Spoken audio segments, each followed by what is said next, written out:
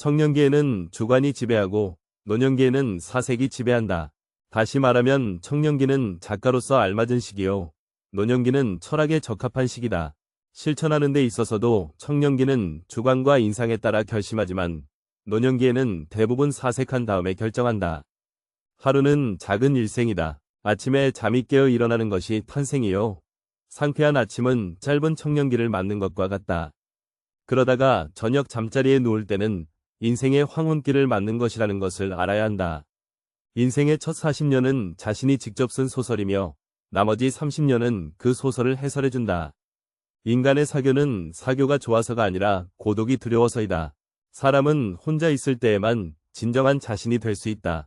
우리의 슬픔은 대부분 다른 사람들과의 관계에서 비롯된다. 우리는 다른 사람들과 같아지기 위해 우리 인생의 대부분을 낭비한다. 사람들의 눈높이에 나를 맞추려는 데서 모든 불행이 시작된다. 나는 어쩔 수 없이 나다. 내가 나를 부끄러워하지 않는다면 사람들도 나를 부끄러워하지 않게 될 것이다. 타인 혹은 세상의 많은 것을 기대해서는 안 된다. 다른 사람에게서 무엇을 더 얻으려 하는가? 결국 인간은 누구나 혼자다. 중요한 것은 혼자 있을 때 그가 어떤 사람인가 하는 것이다. 괴테가 말했듯 모든 것에 있어서 결국 인간은 자기 자신에게서 구해야 한다. 사람들이 한평생 수많은 위험을 무릅쓰고 땀 흘려 노력하는 원인은 무엇일까? 이는 무엇보다도 남들에게 인정을 받기 위해서다. 남에게 인정받지 않으려면 왜 그토록 힘들고 고단한 삶을 살겠는가? 남의 평가를 중요하게 여기는 습관이 굳어질수록 삶은 그만큼 해롭고 불리해진다. 남의 눈을 의식하지 않고 남들이 알아주는 걸 개의치 않으며 사는 사람은 훨씬 행복하다. 칭찬을 받으면 비록 사탕발림이라는 걸 뻔히 알면서도 흐뭇해한다. 인간의 이런 특성은 이해하기 어려울 만큼 어리석고 무의미하다.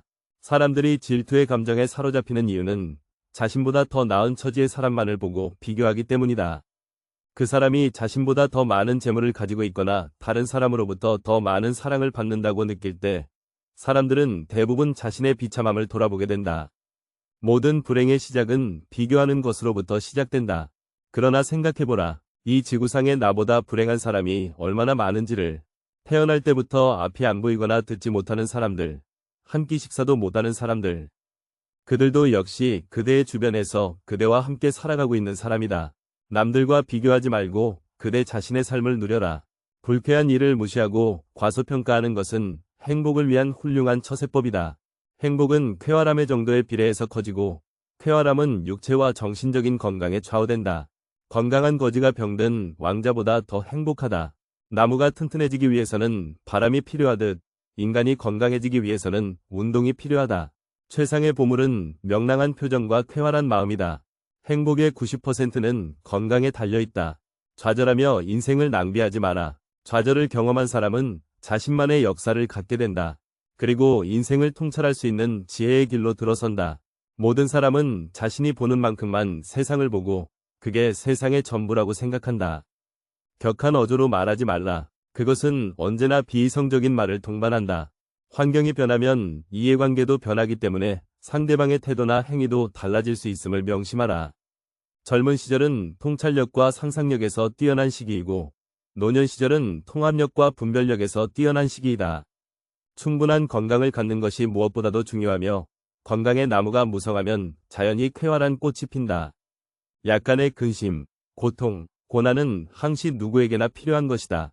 바닥짐을 싣지 않은 배는 안전하지 못하여 곧장 갈 수 없으리라. 세계는 비참한 사람에게 있어서만 비참하고 공허한 사람에게 있어서만 공허하다. 우리는 이미 가지고 있는 것에 대하여는 좀처럼 생각하지 않고 언제나 없는 것만을 생각한다. 우리들이 어려운 형편에 있을 때는 과거의 좋은 기억들을 회상하는 것이 매우 유용한 일이 될 수 있지만 좋은 형편에 있을 때는 나빴던 기억 따위가 매우 냉혹하고 불완전한 것이 된다는 것은 참으로 기묘한 사실이다. 모든 진실은 세 가지 과정을 거친다. 첫째, 조롱당한다. 둘째, 심한 반대에 부딪힌다. 셋째, 자명한 진실로 받아들여진다. 진실의 발견은 효과적으로 방해받는데 이는 실체의 잘못된 시선으로 오류를 낳은 것도 아니요 모자란 추리력 때문도 아니다. 바로 선입견과 편견이 주범이다. 책을 산다는 것은 좋은 일이다. 이와 함께 읽을 수 있는 시간까지 살 수 있다면 말이다. 그러나 사람들은 다만 책을 산 것만으로도 그 책의 내용까지 알게 된 것으로 착각한다. 인간의 행복과 불행은 무엇으로 자신의 마음을 가득 채우느냐에 달려있다. 교육의 실패는 실제 경험에 앞서 학생들에게 지식을 먼저 주입시키려고 할 때 일어난다. 성격이 소유물보다 행복에 더 큰 영향을 끼치지만 사람들은 정신을 수양하기보다는 재산을 늘리려고 애쓴다. 성공은 자신의 천성에 유리한 것은 취하고 천성에 어울리지 않는 것은 배척함으로써 만들어진다. 한 사람의 천성은 결코 쉽게 변하지 않는다. 지나치게 관대하고 다정하면 상대방은 무례해진다. 인간은 자신을 찬양하는 사람보다 자신을 경멸하는 사람에게 더 신경을 쓴다. 이기적인 성품을 지닌 사람은 늘 비탄에 빠지며 타인의 감정 따위는 무시한다. 모든 사람은 자신과 닮은 것을 좋아한다. 비슷한 영혼은 멀리서도 알아보고 인사를 나눈다. 아무리 좋은 돌도 연약한 팔로 던지면 멀리 못 가듯 위대한 걸작도 우둔한 사람을 만나면 빛을 잃는다. 지나치게 가벼운 배는 뒤집어지기 쉽듯이 삶에도 고통이나 근심이 없다면 방종에 빠지고 만다. 교만의 그늘이 무수한 장점을 가려버리는 일은 흔하다. 소중한 깨달음도 기록해두지 않으면 사라지고 만다. 기록하라. 기록은 지혜를 축적하는 소중한 수단이다. 허영심은 사람을 수다스럽게 하고 자존심은 침묵하게 한다. 평범한 사람은 시간을 어떻게 보낼까 생각하지만 재능 있는 사람은 시간을 어떻게 사용할까 노력한다. 돈이란 바닷물과도 같다. 그것은 마시면 마실수록 목이 말라진다. 돈 빌려달라는 것을 거절함으로써 친구를 잃는 일은 적지만 반대로 돈을 빌려줌으로써 도리어 친구를 잃기 쉽다. 계속해서 다른 사람의 사상만을 받아들일 때 자신의 사상은 발전하지 못하고 상상력도 죽어버리는 법이다. 바로 그렇기 때문에 지속적으로 자신의 생각을 키워나가야만 하는 것이다. 다른 사람의 사상을 받아들이기에 급급해 자신의 생각을 키우지 않는 사람을 볼 때마다 나는 셰익스피어가 동시대인들에게 다른 나라를 보기 위해 자기 나라를 판다고 한 말을 떠올린다. 인간은 불완전하며 항상 불행에 빠져 있다.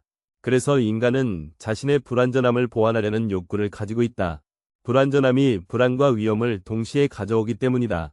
불완전함을 완전함으로 바꾸려는 것은 사랑의 아름다운 목적이기도 하다. 패배가 따르는 고통을 자발적으로 겪어보라. 그러면서 인품이 형성되는 것이다. 평범한 능력밖에 없는 사람에게 겸손은 순수한 마음의 표상이 되지만 훌륭한 능력을 지닌 사람에게 겸손은 위선일 뿐이다.